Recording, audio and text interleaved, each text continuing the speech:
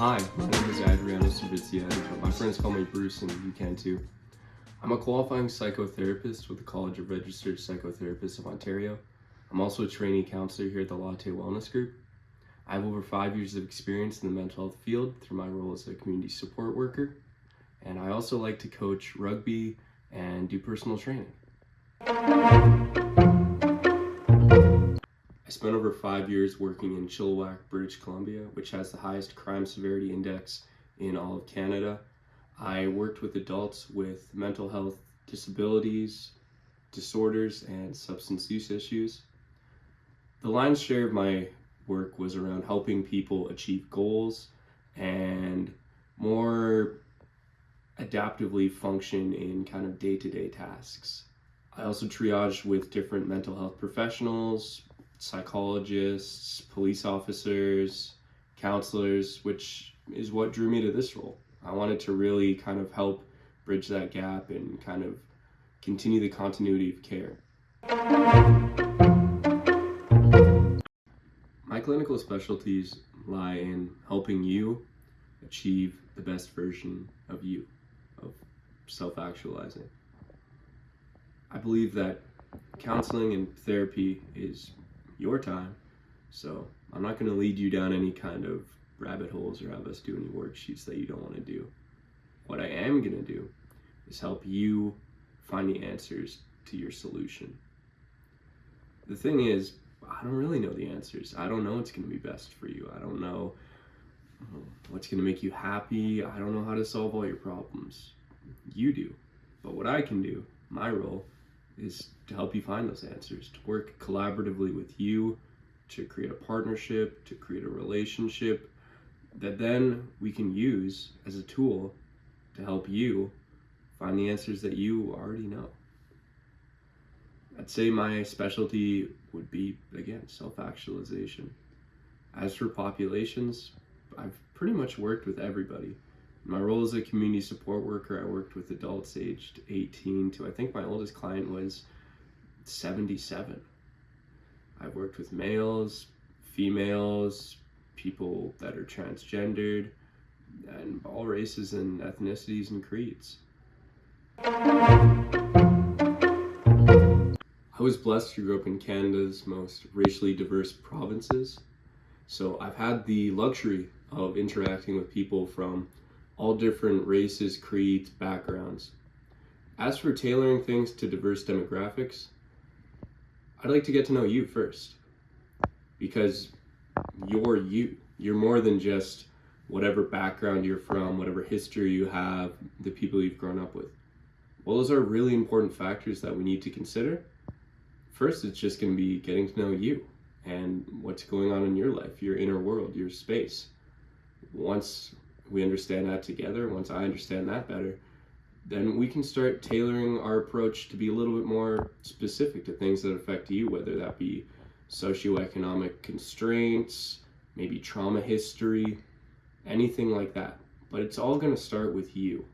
I don't think there's a general approach you can use for somebody that's maybe poor, or a general approach you can use for somebody that's rich or male or female, black, white, anything like that. At the end, it all comes down to you. And once we understand you better, once we can go deeper with that, then we can really get specific to you. Through my educational experience, I've been exposed to a lot of different modalities: person-centered, motivational interviewing, cognitive behavioral therapy, brief solution-focused therapy, and exposure response prevention, just to name a few. I have a really big toolbox and a lot of different modalities that I specialize in. But what I really like to do is find kind of the unique solution that's going to work for you. I always like to say that therapy is kind of like an experiment. We're going to try some things that aren't going to work, and by that same logic, we're going to try to find some things that do work. And it's going to be through that process of trying things that don't work and finding things that do work that we are going to be able to find the solutions to your problem. But it's all going to be person-centered. It's all going to be based on you, and there's not really a one-size solution for everybody. I think that therapy has to be kind of tailored to the individual, And through that kind of tailoring and personalizing approach, we're going to find out what does work for you. And eventually we are going to find out what is going to be the solution to your problem. But again, it's all going to be personalized and it's all going to be dependent on you. I'm a naturally curious person. I think that's why I became a counselor. I love talking to people and finding out their unique stories. Diversity gives a lot of depth to that. People have different religions, different ideologies, different viewpoints, and different solutions to problems. Working with diverse clients has really been able to give me that depth of experience. It's been able to show me that there are a lot of different solutions to a lot of different problems. And that really all depends on viewpoint, experience, and diversity. So I think that's what I get out of working with diverse populations, finding out ways that different people find solutions to the same problem. First and foremost, I want to say that I appreciate you. I appreciate you for selecting me as your counselor, and I appreciate you for taking the first step towards your healing journey. I also am, like I said, a really curious guy. So I'm always going to be curious about what you're saying and interested in it. I also respect you. I think respect for the client is huge. I respect that you've taken this step to better yourself. I respect that you're sharing these things with me. And I really appreciate that as well. I also want to take the time to understand you. If there is something I might not understand or something that I might not be getting, I'll definitely clarify that with you. I want to find out exactly what's going on, and I want to make sure that you feel like you've had the time to express yourself. I think defining success is a bit of a difficult task. Maybe you could say success is completing X amount of goals, or success is reducing X amount of symptoms, or maybe success is saving X amount of lives. But I think all those have numerical connotations. How many goals can you complete? How many symptoms can you reduce? And I don't really think that's a good definition of success. I think success in counseling should be defined by the client. Did you think that it was a good use of your time? Do you think that we made some type of progress in our therapy session? Do you feel better? I think that's a good way to define success. Tying success with clients feeling better, clients feeling a bit of relief. I guess success in mental health care would be a more positive mental health, a more positive way of being, a better way of being.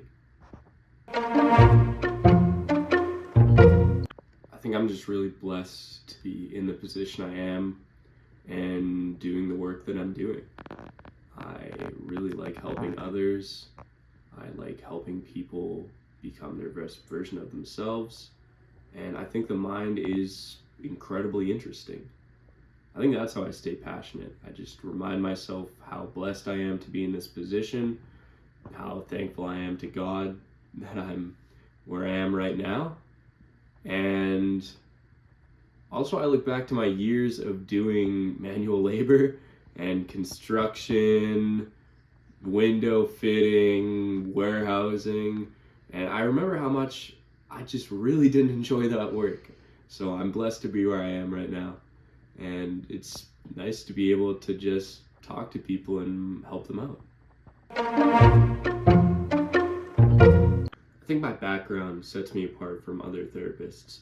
Growing up in the Fraser Valley, it's kind of an economically downtrodden area, and a lot of my friends are blue-collar guys. They do plumbing, electrical, HVAC, construction. So I think that kind of sets me apart from other therapists. While I do have academically inclined friends, a lot of my friends are kind of just salt of the earth people, regular guys, regular girls. That's what I think sets me apart. I'm a lot more connected to the general person, I think. And I try to make that apparent in our sessions. There are going to be times where I'm going to need to act professional, where I'm going to need to use academic terms. I'll make sure to explain those to you, of course. But overall, I really like to bring a nice, relaxed vibe. I want you to feel as if you're talking to a guy you could meet at your local bar, a guy that you could meet at like a Walmart. I don't want it to seem like I'm some type of overly, federal employee professional person. I'm just a guy, I'm just your average guy, and I hope that shines through. When I was looking at a lot of the different practicum sites, I felt like the Latte Wellness Group was one of the only groups that introduced innovation to the mental health field. They embrace new technology, they're willing to try new things, and they seem like they're always kind of looking for new solutions. They don't seem like they're really stuck in their ways. And I felt like that was really evident with some of the other providers, that they had a blueprint that they were really stuck to. And I think that's to their detriment. The Latte Wellness Group, like I had said, is very innovative, very future focused. They're trying to see new technologies and just look at different new ways of doing things, because there are new ways and new solutions to things. And I really admired that. Also, of all the agencies I looked at, the Latte Wellness Group was the only one that showcased faith. And while I don't necessarily think that faith-based healing can be appropriate in all situations, I do think that it takes a lot of strength and bravery to showcase your faith, to say that, yeah, I am a Christian and I am a proud Christian. And so I really thought that that was inspiring. I was inspired by Frank's faith and his showcase of his faith. That's why I picked Latte Wellness Group.